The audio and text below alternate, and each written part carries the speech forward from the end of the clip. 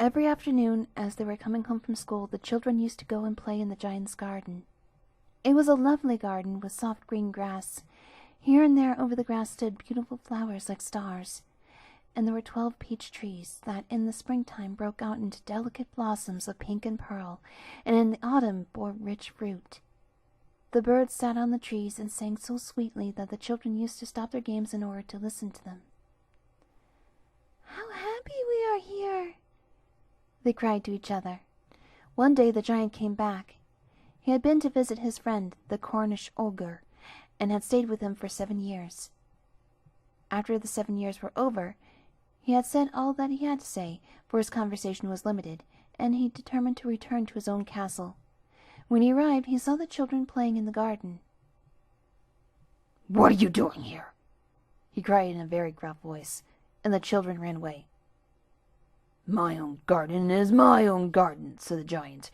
"Anyone can understand that, and I will allow nobody to play in it but myself." So he built a high wall all around it and put up a notice board. He was a very selfish giant.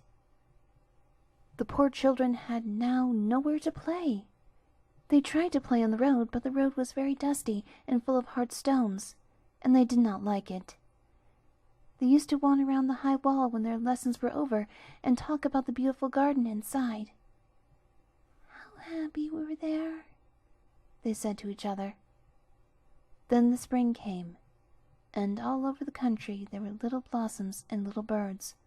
Only in the garden of the selfish giant it was still winter. The birds did not care to sing in it, as there were no children, and the trees forgot to blossom. Once the beautiful flower put its head out from the grass, but when it saw the notice board it was so sorry for the children that it slipped back into the ground again and went off to sleep. The only people who were pleased were the snow and the frost. "Spring has forgotten this garden," they cried. "So we will live here all year round." The snow covered up the grass with her great white cloak, and the frost painted all the trees silver. Then they invited the North Wind to stay with them, and he came. He was wrapped in furs, and he roared all day about the garden and blew the chimney pots down. "This is a delightful spot," he said. "We must ask the hail on a visit." So the hail came. Every day for 3 hours he rattled on the roof of the castle till he broke most of the slates, and then he ran round and round the garden as fast as he could go. He was dressed in grey, and his breath was like ice. "I cannot understand why the spring is so late in coming," said the selfish giant, as he sat at the window and looked out in his cold white garden. "I hope there will be change in the weather."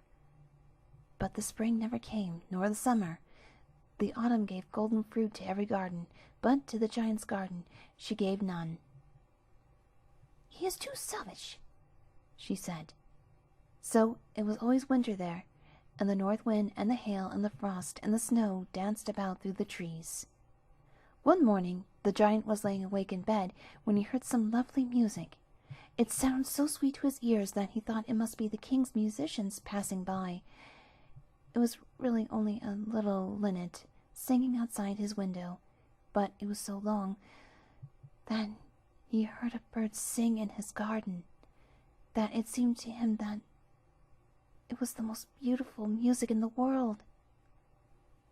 Then the hail stopped dancing over his head, and the north wind ceased roaring, and a delicious perfume came to him through the open casement.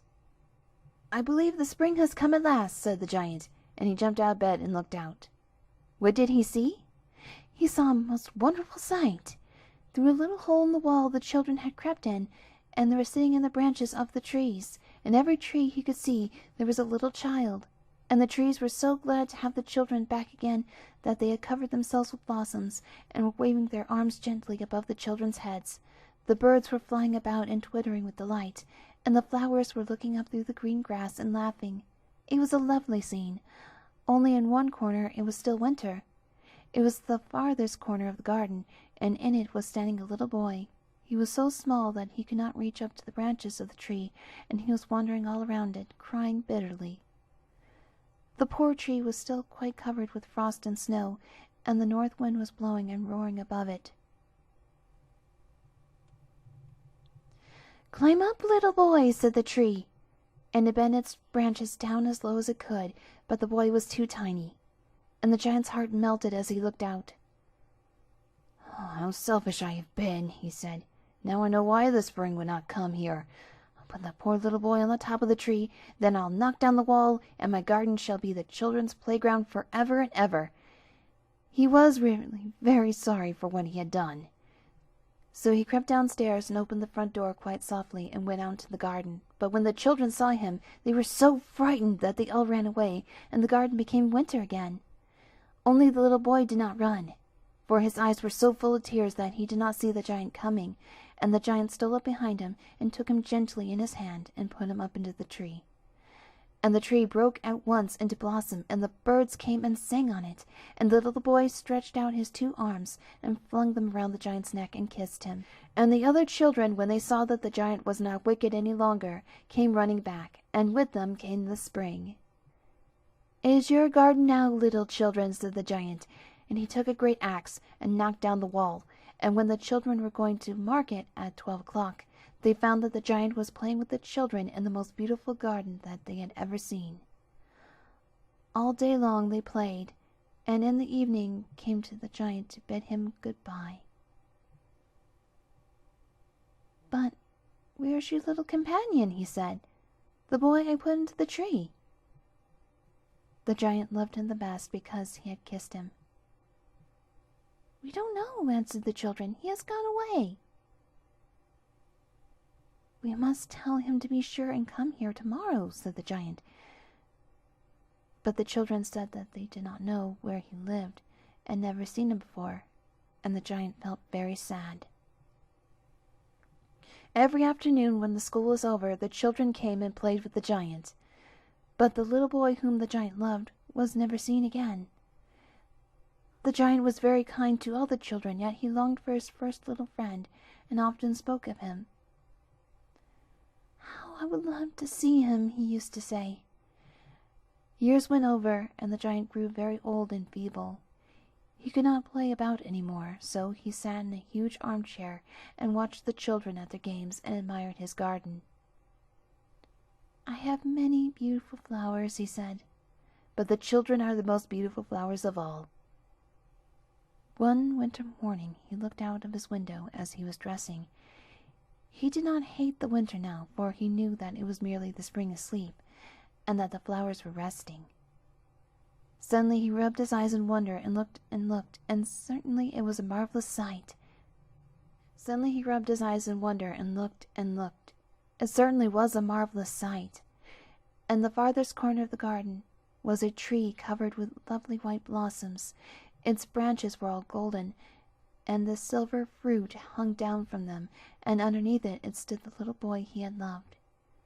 Downstairs ran the giant in great joy, and out into the garden. He hastened across the grass and came near to the child, and when he came quite close his face grew red with anger, and he said, "Who hath dared to wound thee?" For on the palms of the child's hands were the prints of 2 nails, and the prints of 2 nails were on the little feet.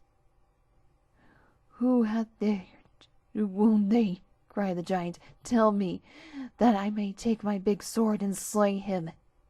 "Nay," answered the child, "these are the wounds of love." "Who art thou?" said the giant, and a strange awe fell on him, and he knelt before the little child. And the child smiled on the giant and said to him, "You let me play once in your garden. Today you shall come with me to my garden, which is paradise." And when the children ran in that afternoon, they found the giant lying dead under the tree, all covered with white blossoms.